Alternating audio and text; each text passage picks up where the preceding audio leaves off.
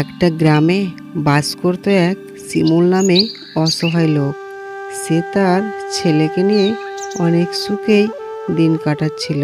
হঠাৎ একদিন তার ছেলে তার বাবাকে বলল, বাবা, তুমি তো অনেক দিন থেকে আমায় বলছো যে তুমি আমাকে একটা সাইকেল কিনে দিবে, কিন্তু কই আমাকে এখনো তো দিলে না।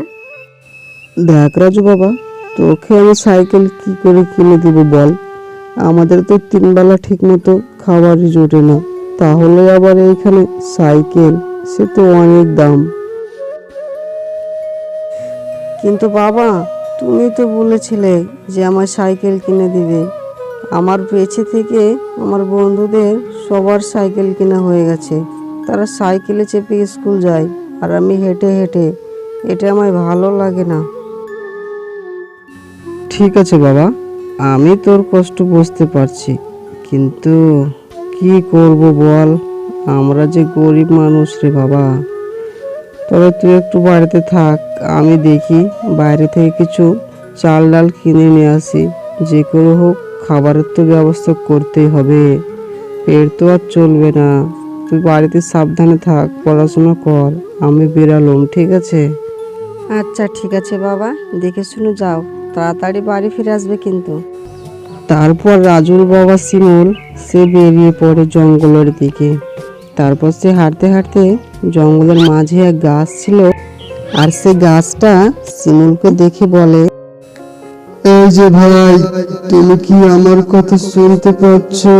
দয়া করে আমার দিকে একটু ফিরে তাকাও, আমি খুব বিপদ ভাই, আমার গাছটাকে একটু সোজা করে দিবে, আমার খুব ব্যথা করছে, আমি কাল থেকে কাত হয়ে পড়ে আছি, আমায় কেউ সাহায্য করছে না। এইখানে কে আমার কাছে সাহায্য চাইলো? আমি তো কাউকে দেখতে পাচ্ছি না, আমি কি করে বুঝবো এখন আমায় কে ডাকলো, কে অনেক বিপদে আছে বলল, কিন্তু আমি তো দেখতে পাচ্ছি না এখানে। এই যে ভাই, একটু পেছন ফিরে তাকাও, আমি গাছ, দেখো কাত হয়ে আছি, তোমাকে আমি বললাম একটু দয়া করে আমায় সোজা করে দিবে, আমার খুব ব্যথা পাচ্ছে। আহারে বেচারা গাছ কতই না কষ্টে আছে, কেউ বেচারা গাছকে একটু সোজা করে দেয়নি। তুমি চিন্তা করো না গাছ ভাই, আমি তোমাকে এক্ষুনি সব ঠিকঠাক করে আগের মতো করে দিচ্ছি, তোমার কিচ্ছু হবে না। তারপরে শিমুল অনেক কষ্ট করে সে বেচারা গাছকে আবার আগের মতো করে সোজা করে দিল। ধন্যবাদ ভাই, তুমি অনেক ভালো মনের মানুষ। ধন্যবাদ দেওয়ার কিছু না ভাই, আমি শুধু আমার কর্তব্যটা পালন করলাম, কারণ তুমি কষ্টে আছো, আমি তোমাকে কি করে রেখে যেতে পারি বলো? কারণ এটা তো আমাদের কর্তব্য, কেউ যদি একটু কষ্টে থাকে তাকে যতটুকু পারি সাহায্য করব। সত্যি তুমি অনেক ভালো মানুষ ভাই, তোমার মনটা খুব ভালো, খুব নরম। আজ থেকে তোমার দুঃখ কষ্ট আর কিছুই থাকবে না, তোমার দুঃখ কষ্টের কথা আমি সবই জানি। আজকে তোমাকে আমি একটা সাইকেল দিচ্ছি তোমার ছেলের জন্য, আর ঠিকঠাক খাবার টাবার সব এইখান থেকে দিয়ে দিচ্ছি, তুমি নিয়ে বাড়ি চলে যাও।